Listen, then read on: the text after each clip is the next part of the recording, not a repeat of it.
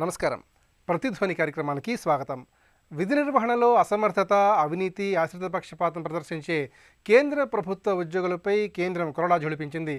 సరిగా పనిచేయని ఉద్యోగులను fundamental rule 56 కింద ముందస్తు పదవి విరమణ చేయించడానికి వీలు కల్పిస్తూ ఆగస్టు 28వ తేదీన కేంద్ర సిబ్బంది వ్యవహారాల శాఖ ఆఫీస్ మెమోరాండాన్ని జారీ చేసింది. దీని ప్రకారం 30 ఏళ్ల సర్వీసు లేదా 50-55 ఏళ్ల వయోపరిమితి దాటిన వెంటనే ఇంటికి పంపించి వేస్తారు. అప్పుడే లోక్సభ అనువాద విభాగంలో పనిచేస్తున్న 2 ఉద్యోగులపై ముందస్తు పదవి విరమణ వేటు పడింది. ఈ నేపథ్యంలో ఉద్యోగులపై ముందస్తు పదవి విరమణ ద్వారా కేంద్ర ప్రభుత్వం సాధించాలనుకుంటున్న లక్ష్యం ఏమిటి, సమర్థ పరిపాలన ఈ నేపథ్యంలో ఏ మేరకు సాధ్యమవుతుంది అనే అంశాలకు సంబంధించి ప్రతిధ్వని చర్చను చేపట్టింది. ఆన్లైన్ ద్వారా ఈ చర్చలో పాల్గొంటున్న ప్రముఖులు డాక్టర్ ఎన్ జయప్రకాష్ నారాయణ గారు, లోక్సత్తా పార్టీ వ్యవస్థాపక అధ్యక్షులు, వివి లక్ష్మీనారాయణ గారు, సిబిఐ మాజీ ఉన్నతాధికారి, కె రామకృష్ణారెడ్డి గారు, తెలంగాణ రాష్ట్ర మాజీ అడ్వకేట్ జనరల్.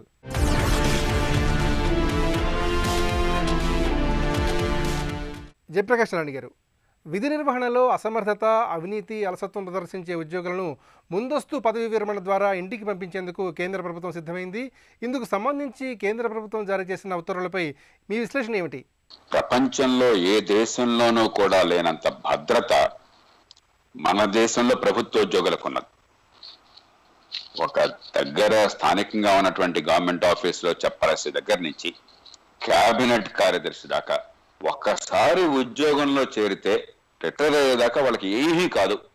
అవినీతికి పాల్పడ్డా, అసమర్థులైనా, పని చేయకపోయినా, మరి ప్రజా సంక్షేమానికి గండి కొట్టినా దాదాపు ఏమీ కాదని చాలా అలసత్వం వచ్చేసింది. రాజ్యాంగంలో 311వ అధికరణంలో దాదాపు ఉద్యోగుల్ని తొలగించడం అసాధ్యమైన రీతిన రక్షణ కల్పించారు. కల్పించినప్పుడు సదుద్దేశంతో కల్పించారు. ఎందుకంటే ఉద్యోగులకు కనుక మరి ప్రతిరోజు, ముఖ్యంగా సీనియర్ ఉద్యోగులకి, ఉన్నతాధికారులకి మరి రోజు కనుక భయం ఉంటే పై వాళ్ళకే కోపం వస్తుందేమో మనం చెప్పిన దానికే చేసేదానికే అని చెప్పని వాళ్ళు నిష్పాక్షికంగా నిజాయితీగా పనిచేయాలనే ఉద్దేశంతో సర్దార్ పటేల్ గారు ఇలాంటి ఏర్పాట్లు ఉన్నతాధికారులకి, ప్రధానంగా ఆనాటి ఐసీఎస్ నుంచి వారసత్వంగా వచ్చిన ఐఏఎస్, ఈ ఉన్నతాధికారులకి ఆల్ ఇండియా సర్వీస్ కల్పించాలని ప్రతిపాదించారు. అది చివరికి దేశంలో అందరి ప్రభుత్వ ఉద్యోగులకి కూడా విస్తరించింది. దాంతో ఏమైంది, అతి సామాన్య ప్రభుత్వ ఉద్యోగి దగ్గర నుంచి అత్యున్నత అధికారి వరకు ఒకసారి ప్రభుత్వంలో చేరితే మాకు ఏమీ కాదు, మేమేం పని చేయక్కర్లా, పని చేసినా చేయకపోయినా, లంచాలు ధారాళంగా మింగినా, ప్రజలకు సేవ చేసినా చేయకపోయినా కూడా ఇది మా హక్కు, జనం మా కోసం ఉన్నారు, మేము జనం కోసం లేవన్న భావన సర్వత్రా వ్యాపించింది. ఇప్పటికీ ఉద్యోగుల్లో 134 మంది నిజాయితీగా పనిచేస్తున్నారు. కానీ మొత్తం మీద ఒక విచిత్రమైన వాతావరణం. ఏ ప్రజల పన్నుల డబ్బుల్లోంచి జీతాలు తీసుకుంటున్నారో, ఏ ప్రజలు ఎన్నుకున్న ప్రతినిధులు చేసిన చట్టాల ద్వారా అధికారాలను పొందారో ఆ ప్రజలు ఉద్యోగులు కలిసైపోయారు. అందున మన దేశంలో ఏమైంది, సామాన్యులేమో పాపం నిరుపేదలు, బలహీనులు, పేరుకి రాజ్యాంగం ప్రకారం, సిద్ధాంత ప్రకారం పన్నులు ఇచ్చి పోషించేది మనం, కానీ ఎవరి కోసం సేవ చేయాలో వాళ్ళు చాలా బలహీనులు, గొంతైన వాళ్ళు అయ్యేసరికి మన కోసం ఉద్యోగాలు చేసేవాళ్ళు చాలా బలవంతులు, వాళ్ళు మనల్ని శాసించే వాళ్ళుగా తయారయ్యారు.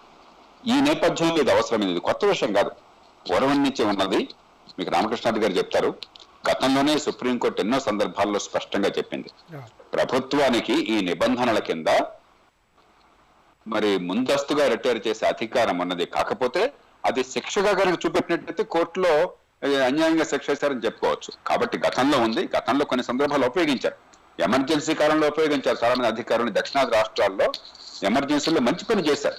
ఉత్తరాదిని చెడు జరిగితే ఇక్కడ అసమర్థులు, అవినీతి పరులు వాళ్ళు తొలగించే ఏర్పాటు చేశారు. అలాగే ఎన్నో సందర్భాల్లో రాష్ట్రాల్లో కానీ జాతీయ స్థాయిలో కానీ తొలగించే ఏర్పాటు చేశారు. ఈ డిమానిటైజేషన్, నోట్ల రద్దు జరిగినప్పుడు నేను గట్టిగా వాదించాను, ప్రధానమంత్రి గారికి రాశాను, ఆనాటి సిబిసికి చెప్పాను, నేను మీరు కనీసం దీన్ని ఒక అవకాశంగా తీసుకుని ఉన్నతాధికారులు అవినీతి తొలగించడం కోసం పెద్ద ఎత్తున అవినీతి పరులను చాలా నిజాయితీగా గుర్తించి, ఇక్కడ సమస్య ఏంటంటే నిజాయితీగా గుర్తించాలి. మళ్ళీ నా మాట వెంటలేదు, నా పార్టీకి అనుకూలంగా లేడు, నిష్పాక్షంగా వ్యవహరిస్తున్నాడు, నాకు పక్షపాతంగా చేయటం లేదు అన్న కారణంగా తీసేస్తే చివరికి ఉన్న కాస్త పరిపాలన కూడా నాశనం అవుతుంది, కొన్నాళ్ళకి మంది వేస్తే కొన్నాళ్ళు గుడిపోయినట్టు అవుతుంది. కాబట్టి నిజాయితీగా గుర్తించాలి అసమర్థుల్ని, అవినీతి పరుల్ని. వాళ్ళని కేవలం మరి 50 ఏళ్ల వయసు అప్పుడు మాత్రమే కాదు, నన్ను అడిగితే 15 ఏళ్ల తర్వాత ఒకసారి రివ్యూ చేయాలి. ఆ తర్వాత ప్రతి 5 ఏళ్లకు లేకపోతే 10 ఏళ్లకు, 15, 25, 30 ఏళ్ళకి 35కి దాదాపు రిటైర్ అయిపోతారు అందరూ కూడా. కాబట్టి ఈ 3 స్థాయిల్లో కనీసం రివ్యూ చేసి అసమర్థుల అవినీతి పరులైతే నిజాయితీగా గుర్తించి వాళ్ళకి ఏ రకమైన అగౌరవం అక్కర్లా. ఆర్మీలో ఉందనుకోండి, ఆర్మీలో ఏం చేస్తారు, ఆఫీసర్లుగా కొన్ని వేల మంది చేరతారు. కానీ ఒక స్థాయి దాటిన తర్వాత, ముఖ్యంగా లెఫ్టినెంట్ కర్నల్ దాటిన తర్వాత అందరికీ అక్కడ ఉద్యోగాలు ఉండవు. ప్రతి వాళ్ళు జనరల్ ఎట్లా అవుతారు? కాబట్టి వాళ్ళు ఏం చేస్తారంటే ఆ ఎంపిక చేసేప్పుడు 100 మందిలో 10 మంది ఎంపిక అవుతారు, మిగతా మంది నమస్కారం పెట్టి వాళ్ళ పరిస్థితి ఇంటికి పంపించేస్తారు. మళ్ళీ బ్రిగేడర్ అయిన తర్వాత మళ్ళీ పైన కూడా అట్లా ఉంటుంది. కాబట్టి దీన్ని అవమానంగా భావించకూడదు. ఒక పద్ధతి ప్రకారం మామూలుగా చేసేసి వాళ్ళని పంపించేస్తే జవాబుదారితనం వస్తుంది, సామర్థ్యం నిలబడుతుంది. కానీ నిజాయితీగా గుర్తించాలి. రాజకీయాల ప్రమేయం లేకుండా, పక్షపాతాల ప్రమేయం లేకుండా మన దేశంలో నాకు ఇష్టమైతే ఉంచుకుంటాను, లేకపోతే పంపించేస్తానన్న భావన ఉంది. ఇప్పుడు ప్రస్తుతం పోస్టింగ్ లో చాలా రాష్ట్రాల్లో చూస్తున్నామా, సమర్థుని నిజాయితీ పరులను దూరం పెడుతున్నారు. వాళ్ళు అసమర్థులని కాదు, నా మాట వింటం లేదు అని, నా కోసం పక్షపాతంతో పనిచేయడం లేదు అని చెప్పని, లేకపోతే అవతల ప్రభుత్వం ఉన్నప్పుడు వాళ్ళకి బాగా పనిచేశారని చెప్పింది, ఇలాంటి మూర్ఖమైన కారణాలుగా. అలాంటి కారణాలు కాకుండా ఆ ప్రక్రియ చాలా నిజాయితీగా, సమర్థంగా, పారదర్శకంగా ఉండాలి. ఫండమెంటల్ 56 కింద కేంద్ర ప్రభుత్వం ఈ ఉత్తర్వులు జారీ చేసింది. అయితే కేంద్ర ప్రభుత్వం తీసుకొచ్చినటువంటి ఈ వినూత్నమైన విప్లవాత్మకమైన మార్పు వల్ల ఉద్యోగుల పనితీరులో ఏ మేరకు మార్పు కనిపిస్తుంది, ఉద్యోగుల శక్తి సామర్థ్యాల్లో ఏ మేరకు గుణాత్మకమైన మార్పు కనిపించే అవకాశం ఉంది? ప్రధానంగా ప్రస్తుతం ఇచ్చిన ఆదేశం జాతీయ స్థాయి యూనియన్ ప్రభుత్వ అధికారులకు వర్తిస్తుంది. ఆల్ ఇండియా సర్వీసులు కూడా వర్తిస్తున్నట్టుగా స్పష్టత లేదు. బహుశా ఈ కేంద్ర సర్వీస్, సెంట్రల్ సర్వీస్ అని చెప్పంటామే, ఆ సర్వీసులకు మాత్రమే, ఉన్నతాధికారులకు మాత్రమే వర్తిస్తుంది. ఆ మేరకు ఏమవుతుందంటే ఈ ఉన్నతాధికారులు ఒక స్థాయి దాటిన తర్వాత ఒకసారి బహుశా 50 ఏళ్ళ తర్వాత, చాలా మందికి 50 ఏళ్ల తర్వాత, 35 ఏళ్ళ లోపల ఎక్కువ మంది ఎంపిక అవుతారు. అలా ఎంపిక అయినందుకు 50 ఏళ్ల వయసులో అనుకోండి. కాబట్టి 50 ఏళ్ల వయసులో ఒకసారి చేస్తే ఇంకో 10 ఏళ్ళ సర్వీస్ ఉంటుంది. కనీసం ఉన్నత స్థాయికి వెళ్ళేటప్పుడు మనం కొనకాలం కొనసాగాలి, ఉన్నత స్థాయిలో పదవుల్లో ఉండాలంటే సామర్థ్యము, నిజాయితీ ఉండాలని చెప్పన్న స్పృహ ఉన్నట్టయితే జవాబుదారితనం ఉంటుంది. కాబట్టి ఆ మేరకు మంచి పరిణామాలని ఉన్నత స్థాయిలో విధాన నిర్ణయాలకు కానీ, పరిపాలనకు కానీ పనికొస్తుంది. కానీ దీన్ని విస్తృతం చేయాలి. నన్ను అడిగితే ప్రతి స్థాయిలో కూడా నిజాయితీగా, పారదర్శకంగా ఉద్యోగుల్ని, ఆ పనితీరుని మనం ఆ ప్రమాణాలను ఎంచి ఏ రకమైనటువంటి అపోహలకి ఆస్కారం లేకుండా, పక్షపాతాలు లేకుండా చేసినట్టయితే, అలాగే రాష్ట్రాలలోనూ ఆల్ ఇండియా సర్వీసులు మిగతా ఉద్యోగులు కూడా వర్తింపచేయాలి. సూత్రప్రాయంగా మంచిది. లక్ష్మీనారాయణ గారు, కేంద్రం ఉద్యోగులపై ముందస్తు పదవి విరమణ అస్త్రం ప్రయోగించడానికి ప్రధాన కారణాలు ఏంటి? ఉద్యోగుల్లో అవినీతిని ఎలా అరికట్టాలని కేంద్ర ప్రభుత్వం భావిస్తోంది? ఇది ఆచరణలో ఎంతవరకు సుసాధ్యం అవుతుంది? మీరు చూసుకుంటే ఆల్ ఇండియా సర్వీసెస్ రూల్, అఖిల భారత సర్వీసులు ఏవైతే ఉన్నాయో వాటిలో death come retirement benefit rules అని 1958 రూల్స్. అందులో రూల్ నంబర్ 16(3) దీని గురించి రాయడం జరిగింది. అంటే అఖిల భారత సర్వీసులు అంటే IAS, IPS, Indian forest service, వీటి మూడిట్లో కూడా 15 సంవత్సరాల సర్వీస్ నిండిన తర్వాత, ఆ తర్వాత 25 సంవత్సరాలు సర్వీస్ నిండిన తర్వాత కూడా ఈ వ్యక్తిని సర్వీస్ లో కంటిన్యూ చేయించడం అవసరమా లేదా అన్నదాని గురించి ఒక రివ్యూ తీసుకోవాలని చెప్పేసి ఖచ్చితంగా ఉంది అందులో. ఆ రివ్యూ తీసుకున్న తర్వాత సదరు వ్యక్తి, అతని మీద ఉన్న మీరు అన్నట్టు ఈ పనిలో సరిగా పని చేయకపోవడం, తర్వాత ఏమన్నా అవినీతి ఆరోపణలు ఇలాంటివి ఉన్నప్పుడు ఆ వ్యక్తిని ఆ సర్వీస్ నుంచి మనము రిటైర్ చేయవచ్చు అన్నది కూడా స్పష్టంగా అందులో రాయబడింది. మిగతా గ్రూప్ సర్వీసెస్ తీసుకుంటే ఏ అండ్ బి సర్వీసెస్ కానీ, లేకుంటే మిగతా సర్వీసెస్ కానీ, అందులో కూడా 1972 పెన్షన్ రూల్స్ మీరు ఒకసారి చూస్తే అందులో కూడా ఈ క్లాజ్ ఉంది. అందువల్ల ఇది రూల్ ఎప్పటి నుంచో ఉంది, కానీ దాని అమలు చేయడం అన్నది ఖచ్చితంగా చేయాలి అన్నది ప్రస్తుతం కేంద్ర ప్రభుత్వం నిర్ణయించుకోవడం జరిగింది. మీరు చూస్తే గత సంవత్సరం ఐ థింక్ 50 మంది ఇన్కమ్ ట్యాక్స్ అధికారులను కూడా ఈ రూల్ పెట్టి 50 మంది ఇన్కమ్ ట్యాక్స్ అధికారులను కూడా వాళ్ళ సర్వీస్ నుంచి రిటైర్ చేయించడం జరిగింది అనమాట. అందువల్ల నియమాలు ఎప్పటి నుంచో ఉన్నాయి, కానీ దాన్ని ఖచ్చితంగా అమలు చేయాలన్న నిర్ణయం ఈ ప్రభుత్వం తీసుకోవడం జరిగిందండి. అయితే అఖిల భారత సర్వీస్ అధికారులపై అవినీతి, ఆశ్రిత పక్షపాతం వంటి ఆరోపణలు పెద్ద ఎత్తున వినిపిస్తాయి. వారి పనితీరు అనేక సందర్భాల్లో విమర్శలకు దారితీస్తోంది. ఇలాంటి విమర్శలకు తావులేని అధికార యంత్రాంగాన్ని మనం రూపుదిద్దుకునే అవకాశమే లేదంటారా? అవకాశం ఉందండి. యాక్చువల్ గా మనం సర్వీస్ లో ప్రవేశించినప్పుడు ప్రతి ఒక్కరూ మనం ప్రమాణం కూడా చేస్తాం. మేము ఆల్ ఇండియా సర్వీసెస్, అఖిల భారత సర్వీసుల వాళ్ళు చూస్తున్నప్పుడు మాకు పాసింగ్ అవుట్ పరేడ్ అని ఇండియన్ పోలీస్ సర్వీస్ లో జరుగుతుంది. అందులో మేము నిలబడిన తర్వాత మా ముందు నుంచి దేశం యొక్క త్రివర్ణ పతాకం మా ముందు నుంచి వెళుతూ మా అందరి చేత ప్రమాణం స్వీకారం తీసుకోవడం జరుగుతుంది అనమాట. మేమంతా ప్రమాణం చేస్తాం. అంటే మేము సర్వీస్ లో ఉన్నప్పుడు నియమావళికి అనుగుణంగా ఎటువంటి ఆశ్రిత పక్షపాతాలు ఇటువంటి వాటికి లోనవ్వకుండా మేము ఎటువంటి అవినీతికి తావు ఇవ్వకుండా పనిచేస్తామని అందరూ ప్రతిజ్ఞ చేసి సర్వీస్ లోకి వస్తారు. కానీ సర్వీస్ లోకి వచ్చిన తర్వాత ఏంటంటే రకరకాల వ్యక్తులు రకరకాలుగా మారుతుంటారు. కొంతమంది అవినీతికి, కొంతమంది ఈ రాజకీయ పక్షాలకు దగ్గరగా వెళ్ళాలని ఇటువంటి అనేక ఇవి వచ్చేసి ఏదైతే ఉద్దేశంతో ఈ ఆల్ ఇండియా సర్వీసులు అన్నవి స్థాపించబడ్డాయో, లేకుంటే సివిల్ సర్వీసెస్ కానీ ఇతర సర్వీసులు కానీ స్థాపించబడ్డాయో వాటి ఏదైతే ఫలితం సాధించాలో ఆ ఫలితం సాధించకుండా అనేక మంది వ్యక్తులు అనేక విధాలుగా సర్వీస్ లో మనకు ముందుకు వెళ్ళడం కనిపిస్తుంది. అందువల్ల ఇటువంటి వాళ్ళని మనం ఏరి పారివేయడం చాలా అవసరం. ఎందుకంటే భారతదేశ ప్రజాస్వామ్యంలో మీకు ఏదైతే లెజిస్లేచరు తర్వాత ఎగ్జిక్యూటివ్ అనేది చాలా ముఖ్యమైనది. దీన్ని స్టీల్ ఫ్రేమ్ అంటారు. మీరు సర్దార్ పటేల్ గారు చూస్తే ఆయన ఈ ఆల్ ఇండియా సర్వీసెస్ ను తీసుకురావడానికి చాలా కృషి చేశారు. ఆయన ఏమన్నారంటే పొలిటికల్ పార్టీలు, రాజకీయ పక్షాలు ప్రతి 5 సంవత్సరాలు ఎన్నికల తర్వాత మారుతుంటుంది. అందువల్ల మనకు ఒక పర్మనెంట్ ఎగ్జిక్యూటివ్ ఉండాలి, అది సివిల్ సర్వీసెస్ ద్వారా సాధ్యమని చెప్పేసి ఇది తీసుకురావడం జరిగింది. అటువంటి విశ్వాసాన్ని పెట్టిన తర్వాత ఆ విశ్వాసానికి మనం లోబడి ఉండకుండా దాని నుంచి వేరే మార్గాలలో వెళ్లే వారిని, ఎందుకంటే వీళ్ళ ప్రభావం చాలా ఎక్కువగా ఉంటుంది. మీరు చూసుకుంటే భారతదేశంలో లంచగొండితనం అన్నది చాలా, మన ప్రధానమంత్రి గారు మాట్లాడుతూ గానీ ఇంతకు ముందు ప్రధాని గారు మాట్లాడుతూ గానీ మనకు టెర్రరిజం కన్నా ఈ కరప్షన్ అన్నది చాలా ముఖ్యమైన శత్రువు అని వాళ్ళు వర్ణించడం జరిగింది. అందువల్ల ఈ లంచగొండితనాన్ని, అవినీతిని ఈ వ్యవస్థ నుంచి తీసి పారవేయడం చాలా ముఖ్యమైన విషయం.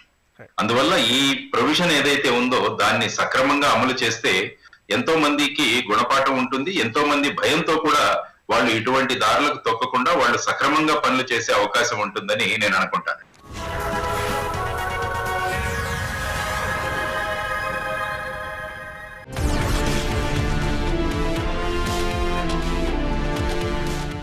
లక్ష్మీనారాయణ గారు, ఉద్యోగస్వామ్య వ్యవస్థలో అవినీతి, ఆశ్రిత పక్షపాతం, అసమర్థతకు సంబంధించి ఎక్కువగా చిరుద్యోగులే ముందుగా బలైపోతున్నారు, ఉన్నతాధికారులు తప్పించుకుంటున్నారు. అయితే వ్యవస్థాపరంగా ప్రధానంగా ఎక్కడ లోపం ఉందంటారు? వ్యవస్థాపరంగా లోపం ఏమీ లేదండి. యాక్చువల్ గా ఒక అధికారి ఒక వ్యవస్థలో ఉన్నత స్థానంలో ఉన్నప్పుడు ఆ ఆఫీస్ లో కానీ ఆ వ్యవస్థలో కానీ అవినీతి జరగకుండా కాపాడడం వాళ్ళ బాధ్యత కూడా. ఏమవుతుందంటే ఇందులో ప్రూఫ్ అన్నది చాలా ముఖ్యం. మీరు ప్రివెన్షన్ ఆఫ్ కరప్షన్ యాక్ట్ గాని చాలా మంది మీద మనకు తెలుస్తుంది వీళ్ళు అవినీతికి పాల్పడుతున్నారు అని తెలుస్తుంది, కానీ వాళ్ళ మీద కంప్లైంట్ చేసేవాళ్ళు తక్కువగా ఉంటారు. ఎందుకంటే ఎక్కడైతే ఈ అవినీతి కుమ్మక్కు అవుతుందో అక్కడ వాళ్ళ మీద కంప్లైంట్ రాదు. ఫర్ ఎగ్జాంపుల్ ఏదైనా ఒక ఆఫీస్ లో మీకు ఒక పని జరగాలి, ఆ పని కోసం మీరు అక్కడికి వెళ్ళి లంచం ఇవ్వాల్సి వస్తుంది. ఆ లంచం మీరు ఇస్తారు, దానివల్ల మీ పని అవుతుంది. అందువల్ల ఇద్దరు బెనిఫిట్ పొందుతుండడం వల్ల ఎక్కడా కూడా ఇటువంటి కంప్లైంట్స్ రావు. కానీ మనకు తెలుస్తుంటుంది అనమాట, ఒక వ్యక్తి అతని జీవిత, అతని లైఫ్ స్టైల్ గాని, తర్వాత సర్వసాధారణంగా వినిపిస్తున్న కంప్లైంట్ గాని ఇవన్నీ కూడా మనకు తెలుస్తుంటాయి. కానీ ఎవరు ముందుకు వచ్చి కంప్లైంట్ ఇచ్చే స్థాయికి సిద్ధంగా ఉండరు. అందువల్ల వీటిలను డోసియర్స్ అంటాం. మనం ప్రతి సంవత్సరం కూడా మనం పర్ఫార్మెన్స్ అప్రైజల్ రిపోర్ట్స్ అని రాస్తాం. అందులో ఇంటెగ్రిటీ అని ఒక కాలం ఉంటుంది. ఆ ఇంటెగ్రిటీ కాలంలో మనం రాయాలి ఆ వ్యక్తి యొక్క ఇంటెగ్రిటీ ఎలా ఉంది, అంటే ఆ వ్యక్తి నియమాలకు పాటించి పనిచేస్తున్నాడా, లేకుంటే ఇటువంటి అవినీతి, లేకుంటే ఇటువంటి ఆశ్రిత పక్షపాతం, ఇటువంటి వాటిలకు అతను గురి అయి ఉన్నాడా అని చెప్పి రాయాల్సిన అవసరం ఉంటుంది. అందువల్ల ఈ యాన్యువల్ పర్ఫార్మెన్స్ అప్రైజల్ రిపోర్ట్ ఒకటి, తర్వాత వచ్చేసి ఏదైనా ఇటువంటి విషయాలు చిన్న చిన్న కంప్లైంట్స్ అవన్నీ వచ్చినప్పుడు కూడా అవన్నీ కూడా డోసియర్స్ గా తయారు చేయడం చాలా అవసరం. అందువల్ల వీటన్నిటినీ కూడా లక్ష్యంలోకి తీసుకొని, వీటన్నిటినీ కన్సిడరేషన్ లోకి తీసుకొని ఇప్పుడు కేంద్ర ప్రభుత్వం ఏమంటుందంటే ఈ నియమావళి ఉంది 1972 ఏదైతే గ్రూప్ ఏబి సర్వీసెస్, తర్వాత 1958 ఆల్ ఇండియా సర్వీసెస్ వాళ్ళకున్న నియమావళిలో ఉన్న ఈ రూల్ ద్వారా ఇటువంటి వాళ్లను మనం తొలగిస్తే తప్ప, లేకుంటే వేగవంతంగా చేయడం, ఇలాంటివన్నీ కూడా మనం వాటిని మెరుగుపరచవచ్చు అన్న ఉద్దేశంతో ఇది ఒక మంచి స్టెప్ గా మనం అనుకోవచ్చు. అయితే ఉద్యోగుల ప్రవర్తన సరళిలో ఈ కొత్త నిబంధనలు ఏవి ఎంతవరకు మార్పు తీసుకొచ్చే అవకాశం ఉంది? ముఖ్యంగా అవినీతి ఏ మేరకు తగ్గే ఆస్కారం కనిపిస్తోంది? అవినీతిని మనం అంతమొందించడానికి అన్ని రకాలుగా మనం ప్రయత్నం చేయాలి. ఆ, ఇది మన అవసరం. ఎందుకంటే ఒక ప్రధానమంత్రి అన్నారు, ఏదైనా ఒక స్కీమ్ లో మనం ₹1 కనుక అక్కడ పెడితే అది కిందికి వచ్చేసరికి అది 10 పైసలుగానే మా చివరికి బెనిఫిట్ దొరుకుతుంది. అంటే 90 పైసల మధ్యలో ఎక్కడో ఈ అవినీతి ద్వారా వాళ్ళు తినేస్తున్నారు. అది రాజకీయ నాయకులే కావచ్చు, లేకుంటే బ్యూరోక్రసీలో ఉన్న వాళ్ళే కావచ్చు. కాబట్టి వీటిని ఆపడం చాలా ముఖ్యమైన విషయం. ఎందుకంటే ప్రజలకు మన పాలసీలు కానీ లేకుంటే మన విధానాల ద్వారా వారికి చక్కని బెనిఫిట్ పొంది వాళ్ళందరూ కూడా ఒక స్థాయికి ఎదగాలి అన్నది మన ఉద్దేశం. తర్వాత ప్రివెన్షన్ ఆఫ్ కరప్షన్ యాక్ట్ మీద కంప్లైంట్ వచ్చిన వాళ్ళ కేసులు కూడా వీలైనంత తొందరగా మనం కోర్టులో గనక వాటిని పరిష్కరించగలిగితే అది కూడా ఒక గుణపాఠంగా మారుతుంది అనమాట. అందువల్ల it's a multi pronged approach.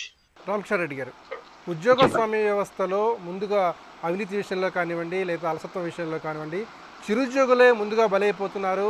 ఉన్నతాధికారులు ఈ విషయంలో తప్పించుకుంటున్నారు. ఉన్నతాధికారుల విషయంలో ఏ విధమైనటువంటి నియమ నిబంధనలు పాటించే అవకాశం ఉంది? ఈ మోడీ గారు తీసుకున్నటువంటి పాలసీ డిసిషన్ అంటే ఇది వరకు ఆల్రెడీ రూల్స్ లో ఇది ఉంది లేదని కాదు, సర్వీస్ కండిషన్స్ లో ఉన్నది ఇది లేదని కాదు.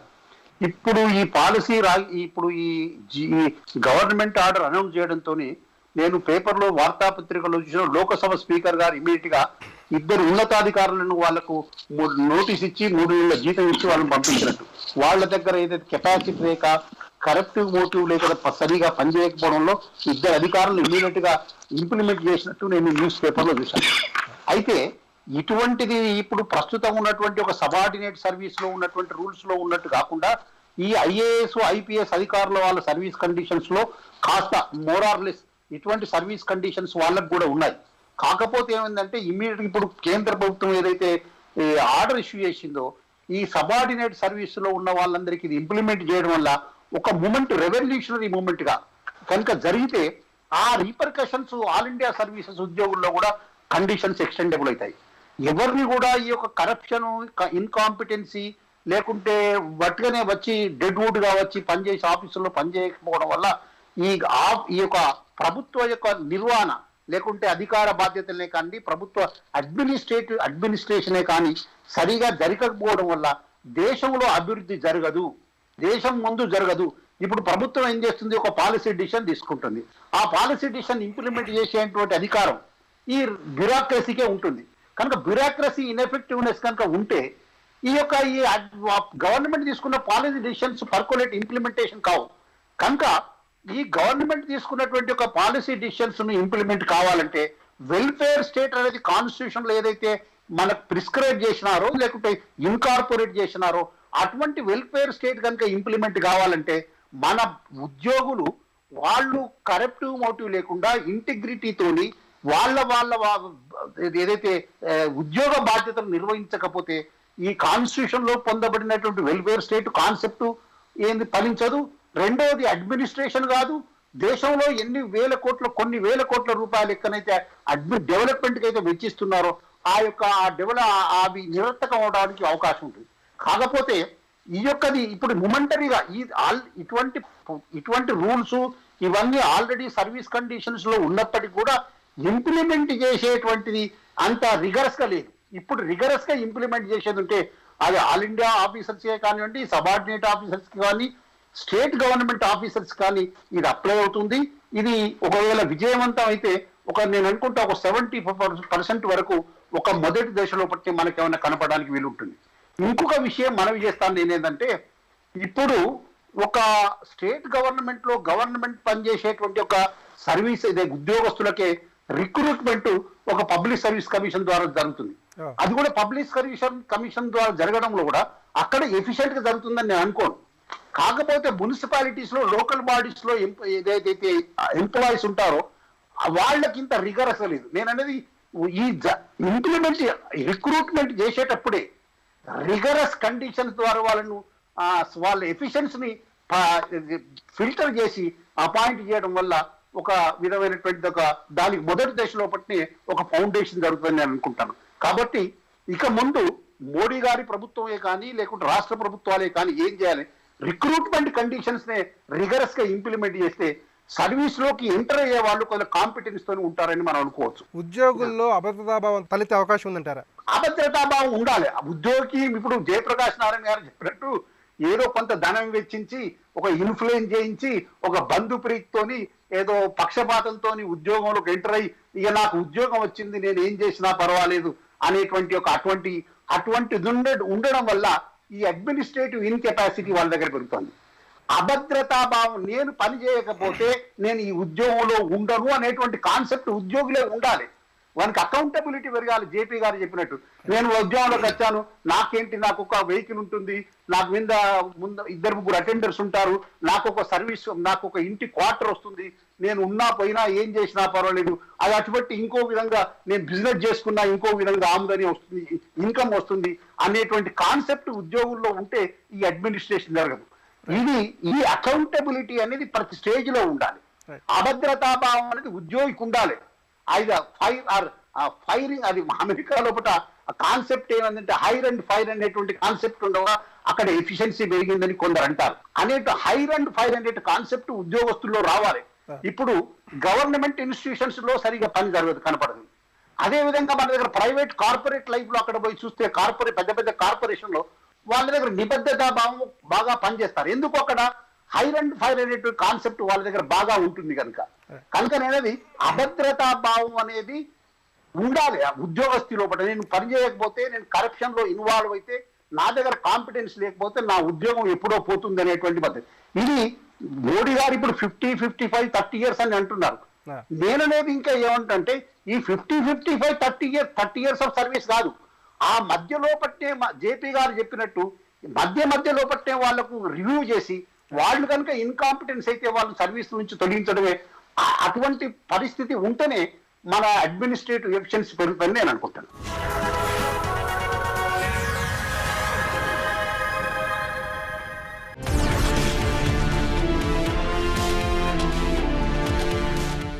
రామకృష్ణారెడ్డి గారు, సుపరిపాలన కోసం అసమర్థుల్ని ఉద్యోగాల నుంచి తొలగించవచ్చంటూ వివిధ కేసుల్లో సుప్రీంకోర్టు ఇచ్చిన తీర్పులని కేంద్రం మెమోరాండంలో ప్రస్తావించింది.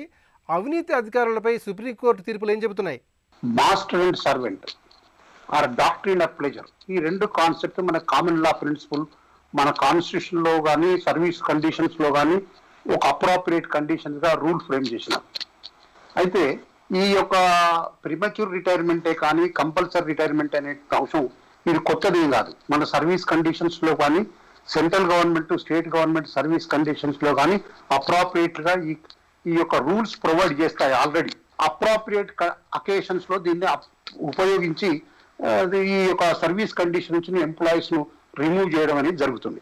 అయితే మీరు చెప్పినట్టుగా ఇప్పుడు కేంద్ర ప్రభుత్వం ఏదైతే తీసుకొచ్చిందో, కేంద్ర ప్రభుత్వం ఒక పాలసీ మ్యాటర్ గా ఏది సర్వీస్ కండిషన్స్ ఈ దేశంలో ఉన్నటువంటి అడ్మినిస్ట్రేషన్ ని బాగు చేయాలి అనేది మోడీ ప్రభుత్వానికి ఒక ఆలోచన వచ్చినట్టు కనపడుతుంది.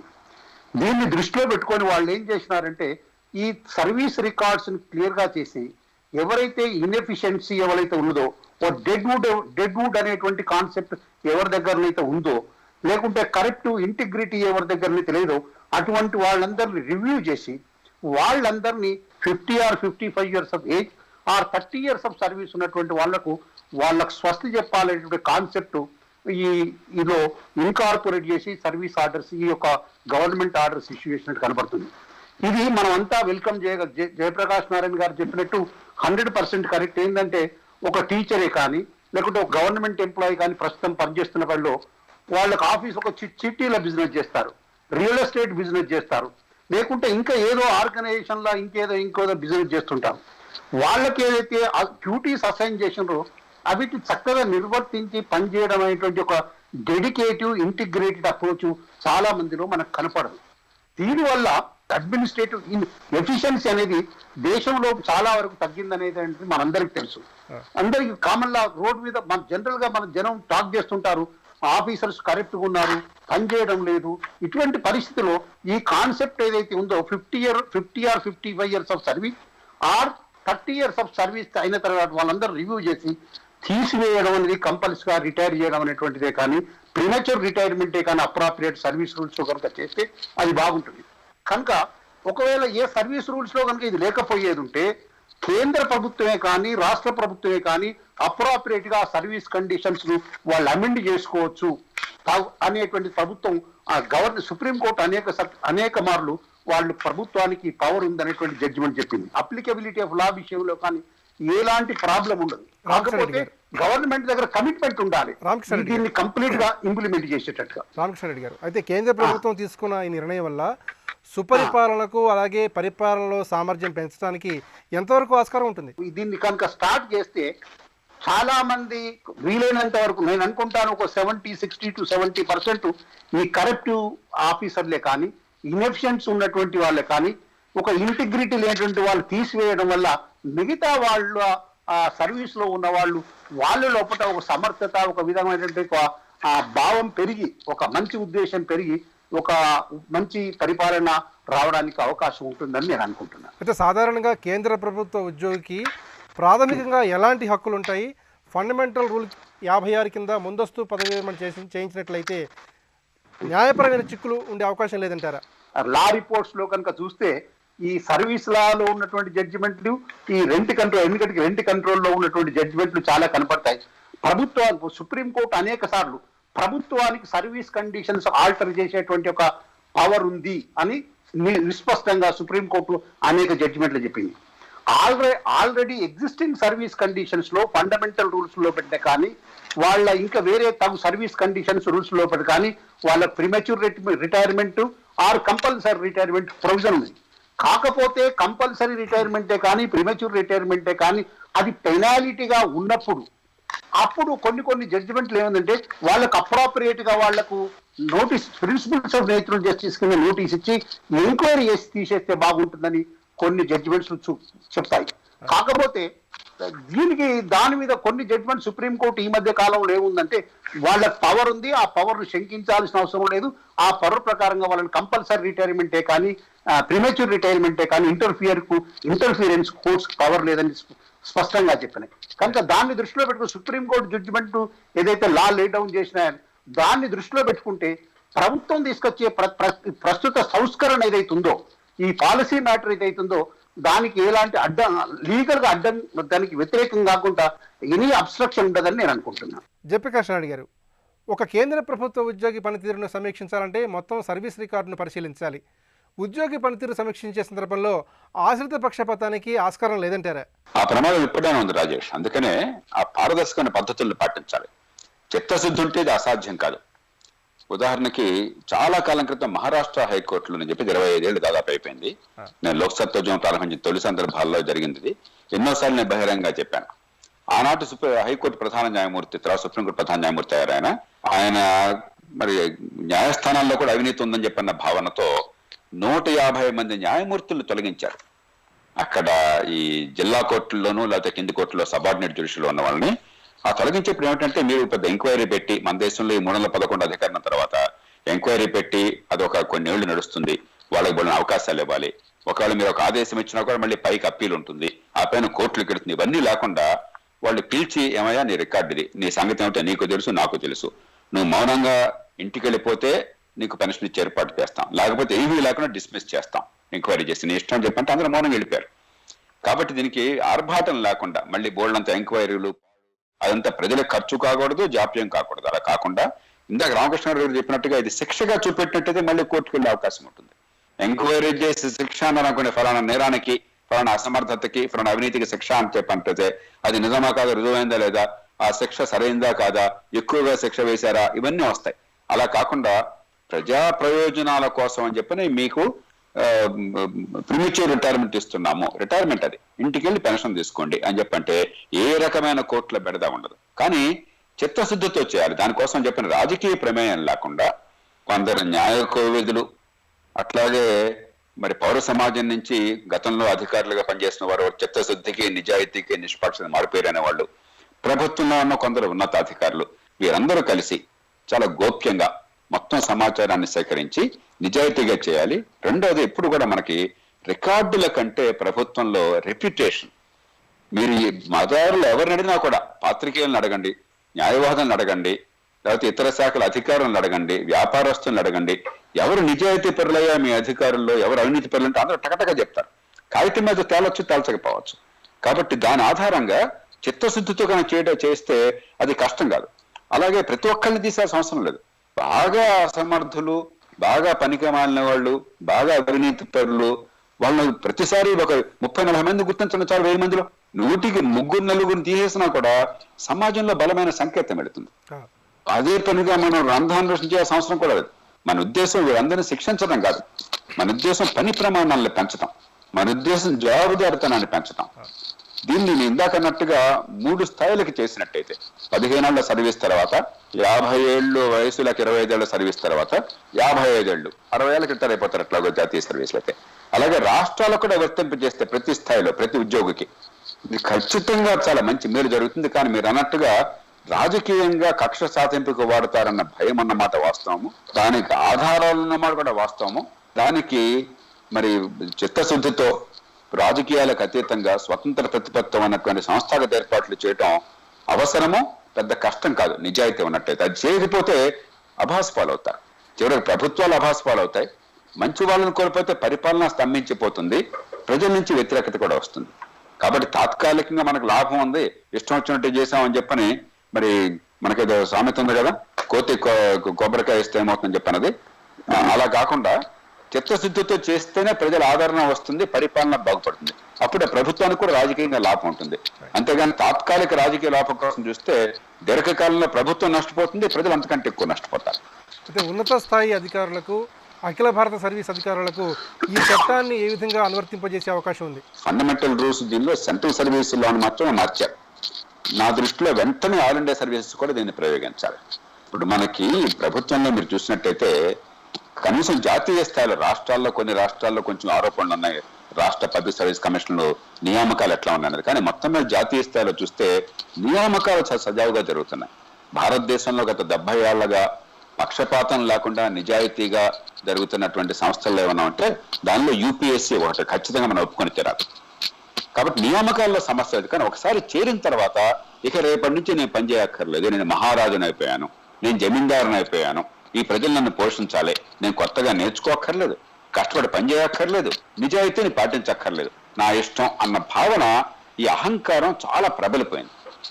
మన తల్లిదండ్రులు కూడా మా అబ్బాయికి గవర్నమెంట్ ఉద్యోగం వచ్చిందని చెప్పంటే వాడి జీవితంతో పని చేయక్కర్లేదని అనుకుంటున్నారు. అది చాలా గొప్పగా భావిస్తున్నారు. అందుకనే చిన్న ఉద్యోగాలకు కూడా లక్షల మంది పోటీ పడుతున్నారు ఈ దేశంలో. మీరు గమనించినట్టయితే చివరి గుమస్తా ఉద్యోగాలకి, బంటూతు ఉద్యోగాలకు కూడా బోల్డంత పోటీ కనిపిస్తుంది. ఎందుకని? ప్రజలకు సేవ చేయాలని కాదు. ఆపాటి ఉద్యోగం మరి ఇంత పోటీలో వచ్చే వాళ్ళకి బయట కూడా వస్తుంది. కానీ గవర్నమెంట్ లో ఉద్యోగం చేరితే మీరు పని చేయక్కర్లేదు, పట్టించుకునేవాడు ఉండు, అధికారం చలాయించవచ్చు, డబ్బులు మింగొచ్చు, ఈ భావం సర్వత్రా వ్యాపించింది. కాబట్టి దాని నుంచి బయటపడేయాలంటే అన్ని సర్వీసుల్లో ఖచ్చితంగా జవాబుదారితనం కావాలి. కొన్ని సందర్భాల్లో ఇబ్బందులు ఎదురు కావచ్చు, కానీ దానికి భయపడితే వాళ్ళ ప్రజా సంక్షేమం దెబ్బతింటుంది. ఈ దేశంలో పరిపాలనా యంత్రాంగం ప్రజలకు జవాబుదారీగా ఉండడం లేదు. ప్రజలకి, మీకు నాకు కూడా, ఒక పాత్రికేయుడిగా మీకు కావచ్చు, మరి ఒక సీనియర్ అడ్వకేట్ గా మన రామకృష్ణ రెడ్డి గారికి కావచ్చు, నాకు కావచ్చు, మనకేదన్నా పని కావాలన్నా కూడా హక్కుగా కానీ పని కోసం గవర్నమెంట్ ఆఫీస్కి వెళ్తే మనలో చాలా మందికి రోజు అనుభవం అవుతుంది. ఎంతమంది జీవితం ఏం జరుగుతుందో, ఎంత ఉదాసీనత ఉంది, ఎంత ఆలస్యం జరుగుతుంది, ఎంత అవమానకరంగా ఉంది పరిస్థితి, అక్కడ ప్రజలను ఎంత పురుగుల్లాగా చూస్తున్నారని మనందరికీ తెలుసు.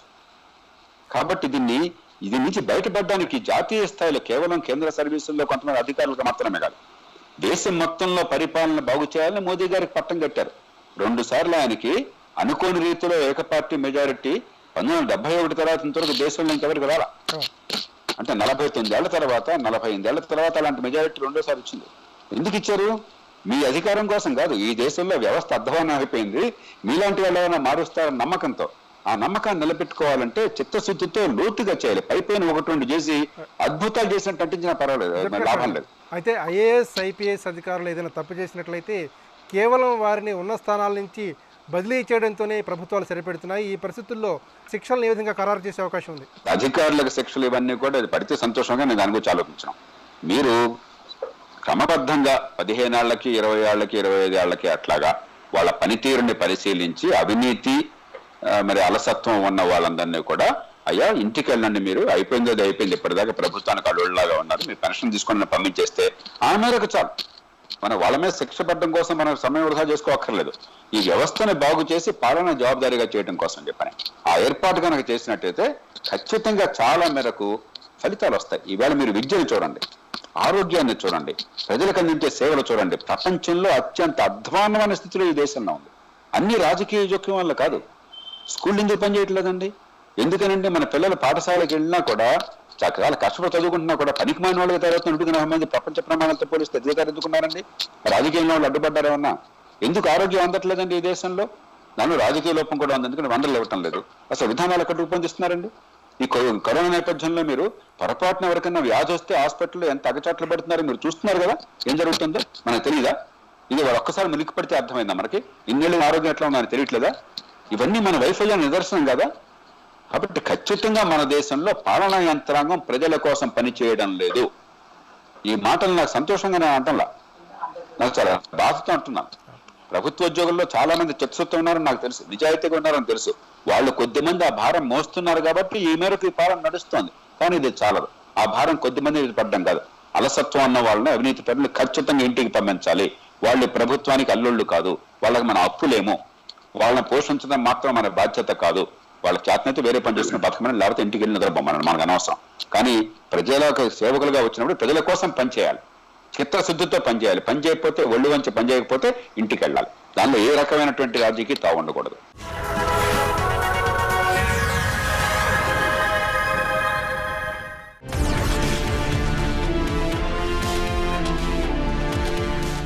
జయప్రకాష్ నాయుడు గారు, కేంద్ర ఉద్యోగుల సర్వీస్ నిబంధనలలో తీసుకొచ్చిన మార్పులతో వారి పనితీరు ఏ మేరకు మెరుగుపడుతుంది?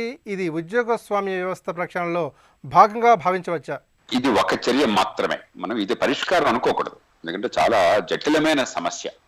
మొత్తం దేశంలో 1,80,00,000 2 కోట్ల మంది ప్రభుత్వ ఉద్యోగులు ఉన్నారు. జాతీయ స్థాయిలో ఒక 68 లక్షల మంది ప్రభుత్వ రంగ సంస్థలతో కలిపి, సైన్యంతో కలిపి, మన రైల్వేస్ తో కలిపి మొత్తం ప్రభుత్వ ఉద్యోగులు జాతీయ స్థాయిలో 68 లక్షలు, 67 లక్షలు ఉంటే దాదాపు 1,20,30,00,000 మంది రాష్ట్రాల్లో ఉన్నారు. కాబట్టి ఇంత దానికి ఒక ఆర్డర్ ఇవ్వగానే రేపు అంతా అద్భుతమైపోతే ఇదే అల్లావుద్దీన్ అద్భుతం కాదు, చిన్నపిల్లల ఆటలాగా ఉంటుంది. ఒక చర్య, ఒక సంకేతం. మౌలికమైన మార్పులు తీసుకోవాలి. ఇప్పటిదాకా ఏమైందంటే పౌరుడు చాలా బలహీనుడైపోయాడు. ఓటు వేయడం తప్ప, రోడ్డు మీదకి వచ్చి అరవడం తప్ప పౌరుడికి పాత్ర నామమాత్రం అయిపోయింది. పౌరుడు కోసం మనం ఉన్నాం, ప్రజల దగ్గర నుంచి పన్నులు తీసుకుంటున్నాం, ప్రజలకు సేవ కోసం ప్రభుత్వం ఉన్నది, ప్రజల సేవ కోసమే ఎన్నికైన వాళ్ళు, ఎంపికైన వాళ్ళు ఉన్నారన్న భావన పూర్తిగా అంతరించిపోయి ప్రజలు మాకు గులాంలు అయిపోయారన్న భావన ఈ దేశంలో ఉంది. బాంఛన కాల్ముక్త అన్న సంస్కృతి వచ్చేసింది.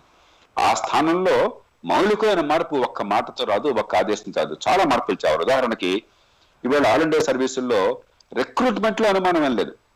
ఖచ్చితంగా మన సమాజంలో అత్యంత సమర్థులు, ప్రతిభావంతులే ఈ ఉద్యోగాల గ్లామర్ ఉంది కాబట్టి, బోల్డంత పోటీ ఉంది కాబట్టి ఆ పోటీని నెగ్గు వస్తున్నారు. దానిలో నాకు అనుమానం లేదు, చాలా నైపుణ్యం వాళ్ళు వస్తున్నారు. కానీ ఏమవుతుంది, ఒకటి నిరంతరం వాళ్ళు వృత్తి నైపుణ్యాన్ని పెంచుకోవాల్సిన అవసరం లేదు.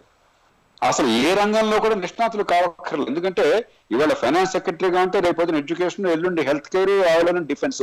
నైపుణ్యాన్ని పెంచే రీతిలో ప్రొఫెషనలైజేషన్, స్పెషలైజేషన్ కోసం ఏర్పాట్లు జరగాలి. వివరాల్లోకి నేను వెళ్ళను. రెండోది, మీరు ఇప్పుడు చేస్తున్న పని మరి అతి భద్రత కాకుండా, భద్రత ఎప్పుడు కావాలి? మంచి పని చేస్తే నాకు గుర్తింపు, గౌరవం ఉంటాయన్న భరోసా కావాలి. చెడు చేస్తే, అసమర్థంగా పనిచేస్తే నేను ఇంటికి వెళ్తానని చెప్పిన భయం కావాలి. అంతేగాని నేను ఏం చేసినా కూడా నాకేం కాదనేది భద్రత కాదు, అది సమాజానికి హాని అవుతుంది. కాబట్టి సరైనటువంటి రీతిలో భద్రత ఉండాలి. తప్పు చేస్తే ఇంటికి వెళ్తామన్న భయం ఉండాలి. నిజంగా మంచి ప్రమాణాలతో పనిచేసేది లేదు. ఇప్పుడు మీరు ఒకసారి చూడండి, ఇప్పుడు యూనిక్ ఐడెంటిటీ అథారిటీ ఉన్నది, మన ఆధార్ నంబరు నందన్ నిరీక్షణ తీసుకొచ్చారు. ఆ యూఐడిని మనం అమలు చేయగలిగాం. ఎందుకని?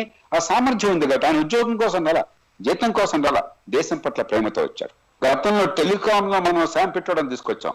ఆయన ఉద్యోగం కోసం, జీతం కోసం రాలా, నా దేశంలో టెలికాం అందరికీ అందాలని ప్రయత్నం చేశాడు. దాంతో ఆ సీడాట్ వగేరా తీసుకొచ్చి ఈ దేశంలో టెలికాంఫరెన్స్ నాంది పలికారు. ఇలాగ సమాజంలో అత్యంత సమర్థుల్ని ప్రభుత్వంలోకి ఎప్పుడు కావాలంటే అప్పుడు తీసుకొచ్చి, కేవలం ఐఏఎస్లోకి వచ్చిన వాళ్ళు తప్ప కుల వ్యవస్థలాగా పుట్టిన రోజును బట్టి, పుట్టిన కులాన్ని బట్టి పెరిగేట్టు కాకుండా ఎవరు సమర్థులైనా సరే ఎప్పుడు కావాలనుకుంటే అప్పుడు ఈ దేశంలో ఈ మార్పు కోసం నేను తప్పిస్తున్నాను అనుకుంటే, మీరు దేశంలో బాగా సమర్థులైతే వచ్చే అవకాశాన్ని తీసుకుని వాళ్ళ సేవలు ఉపయోగించుకోవాలి. ఆ రకమైన మార్పు తీసుకొచ్చి పోటీని తీసుకోవాలి కీలకమైన పదవుల్లో. ఈ పనులన్నీ చేయాలి, ఏ ఒక్కటి చాలదు. అధికారాన్ని వికేంద్రీకరించి ఎక్కడికక్కడ ప్రతి మున్సిపాలిటీలో ప్రతి స్థానిక ప్రభుత్వంలో తప్పు చేస్తే ప్రజల వెంటనే ఎదిరించే పరిస్థితి తీసుకోవాలి. కేంద్రీకరించిన అధికారం ఏమవుతుంది? ఒక పక్కన ఉద్యోగులకేమో కలెక్టివ్ బార్గెనింగ్ పవర్. ఇప్పుడు ఈ ఆదేశాన్ని మీరు రాష్ట్రాలు అమలు చేస్తామంటే వెంటనే జరగబోయేది మీకు చెప్తున్నాను, మీరు నోట్ చేసుకోండి. ఉద్యోగులంతా మేము స్ట్రైక్ చేస్తామంటారు. ఎందుకంటే కలెక్టివ్ బార్గెనింగ్ పవర్, ప్రజల సంక్షేమం ప్రజల ప్రయోజనాలు కాదు అక్కడ. ఉద్యోగులు ఈ 1,00,000, 2,00,000, 3,00,000, 5,00,000 మందికి కలెక్టివ్ బార్గెనింగ్ పవర్ గొంతుంది. సామాన్య ప్రజల మందగా సమస్య ముఖ్యమంత్రి ఉద్యోగుల మధ్య అనుకుంటారు. అదే వికేంద్రీకరించారు అనుకోండి, ఒకటి కలెక్టివ్ బార్గెనింగ్ పవర్ ఉండదు, సామూహికంగా ఎంతమంది ప్రభుత్వం మీద దాడి చేసే అవకాశం ఉండదు.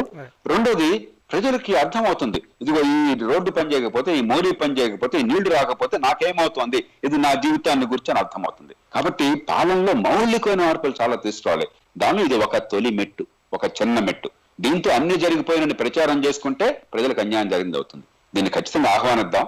ఇది మంచిది, కానీ ఇది చాలదు. లక్ష్మీనారాయణ గారు, ఉద్యోగుల్లో కొత్త నిబంధనలు ఎంతవరకు మార్పు తీసుకొస్తాయంటారు?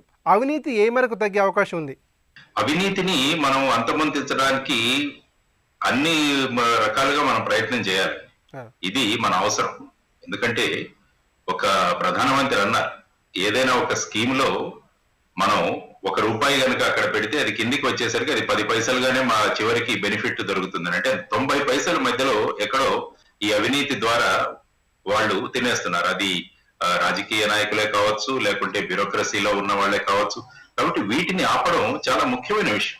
ఎందుకంటే ప్రజలకు మన పాలసీలు కానీ లేకుంటే మన విధానాల ద్వారా వారికి చక్కని బెనిఫిట్ పొంది వాళ్ళందరూ కూడా ఒక స్థాయికి ఎదగాలి అన్నది మన ఉద్దేశం.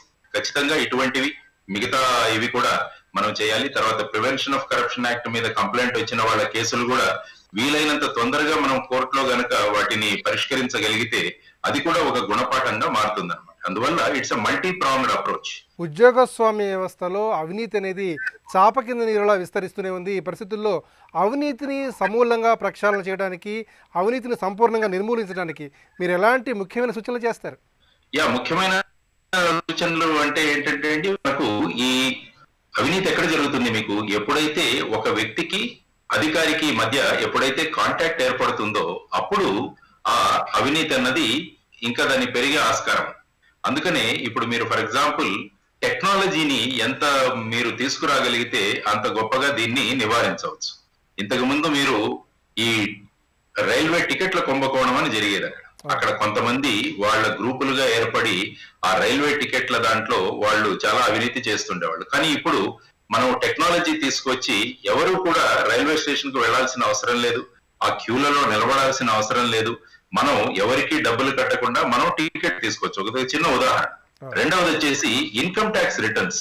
ఇంతకు ముందు మనం ఇన్కమ్ ట్యాక్స్ రిటర్న్స్ పద్ధతి, ఇప్పుడు టెక్నాలజీ వాడి ఇన్కమ్ ట్యాక్స్ రిటర్న్స్ మనం ఏ విధంగా ఫైల్ చేస్తున్నాము, వాటి ఈవెన్ మొన్న కొత్తగా ప్రవేశపెట్టిన నియమావళిని బట్టి కూడా ఏ విధంగా ఆ స్క్రూటినీ చేయాలి, ఎక్కడా కూడా ఈ వ్యక్తికి తర్వాత వచ్చేసి ఆ సంబంధిత అధికారికి ఎక్కడా కూడా కాంటాక్ట్ రాకుండా అది కేవలం పారదర్శకంగా జరిగేటట్లు చేసే అవకాశాలను మనం టెక్నాలజీ ద్వారా కల్పిస్తున్నాం అన్నమాట. రైట్ టు ఇన్ఫర్మేషన్ వల్ల అనేక విషయాలు ప్రభుత్వంలో ఏం నడుస్తున్నాయన్నది కూడా ప్రజలకు తెలిసే అవకాశం ఉంటుంది. తర్వాత వచ్చేసి అన్ని డిపార్ట్మెంట్లు వెబ్సైట్స్ ఒకటి క్రియేట్ చేస్తున్నారు. నేను అనడం ఏంటంటే ప్రతి నియమాన్ని కూడా ప్రతి ఫైల్ ని కూడా మనము ఈ వెబ్సైట్ లో పెట్టగలిగితే నిర్ణయాలు మనం ఏ విధంగా తీసుకుంటున్నాము అన్న పారదర్శకతను మనం కనుక తీసుకురాగలిగితే ప్రభుత్వ నిర్ణయ వ్యవస్థలో అది కూడా అవినీతిని తగ్గించడానికి చాలా ఉపయోగపడుతుందని. తర్వాత సిటిజన్ చార్టర్ అని ఒకటి ఉండాలి అని నేను అనుకుంటాను.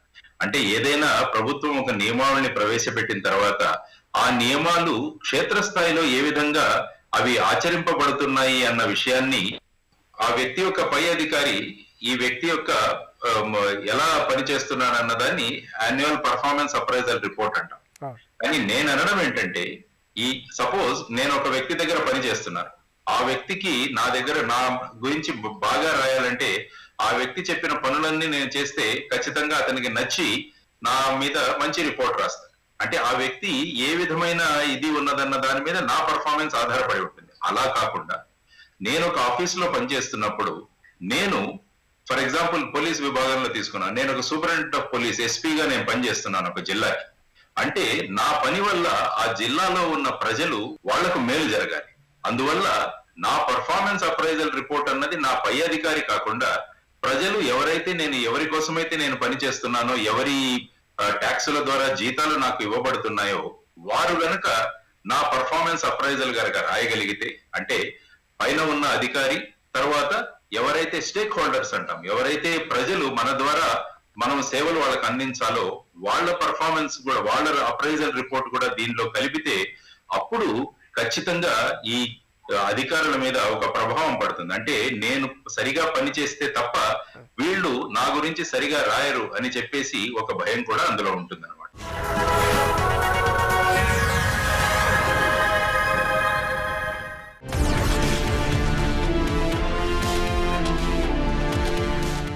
రామకృష్ణారెడ్డి గారు, కొత్త నిబంధనలతో ప్రభుత్వ కార్యకలాపాల్లో అన్ని స్థాయిల్లో పరిపాలన వ్యవస్థ ఎంతవరకు బలోపేతం అవుతుంది?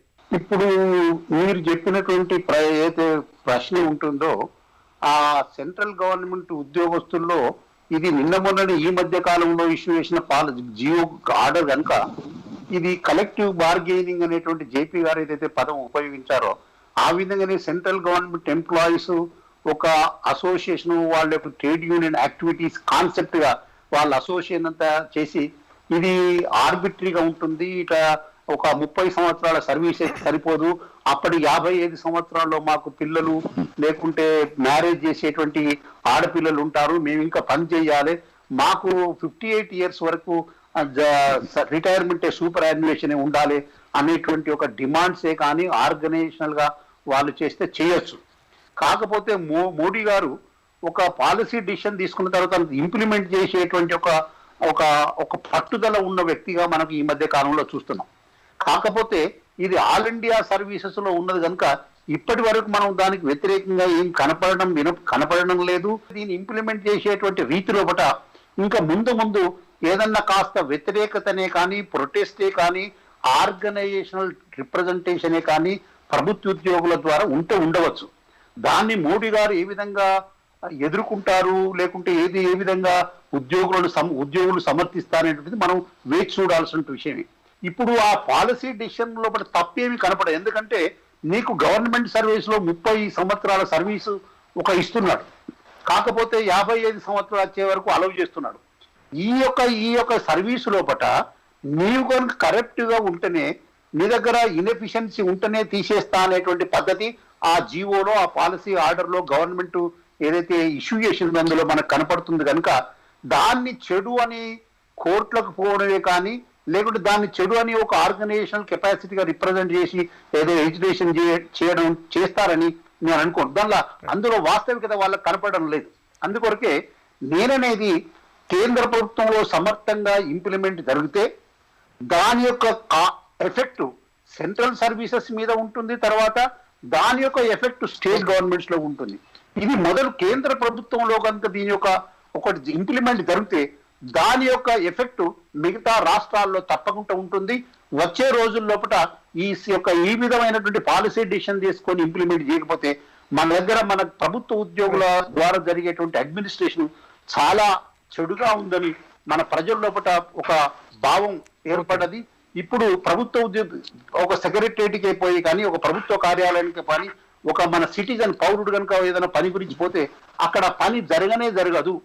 కాదు, ఏదైనా ఒక అర్జీ పెట్టుకుంటే దానికి ఒక 6 నెలల వరకు దానికి రిప్లై ఉండదు అనేటువంటి భావన కనపడుతుంది. ప్రభుత్వ ఉద్యోగుల అడ్మినిస్ట్రేషన్ మీద ప్రత్యేకంగా మన దగ్గర ఉన్నటువంటి ప్రాంతం లోపల చాలా ప్రజల దగ్గర చెడు భావం కనపడుతుంది. కనుక ఇది తప్పకుండా అమలు చేసి తీరాలి. దీన్ని ఒక రిఫార్మ్ కింద అనుకోవచ్చు మనం, సర్వీస్ కండిషన్స్ లే కానీ, అడ్మినిస్ట్రేషన్ లే కానీ. ప్రభుత్వ కార్యకలాపాల్లో అన్ని స్థాయిల్లో పరిపాలన వ్యవస్థను మరింతగా బలోపేతం చేయడం కోసం కఠినంగా ఉండాలని కేంద్ర ప్రభుత్వం భావిస్తోంది.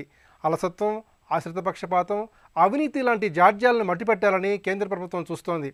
ఇది ప్రతిధ్వని. నమస్కారం.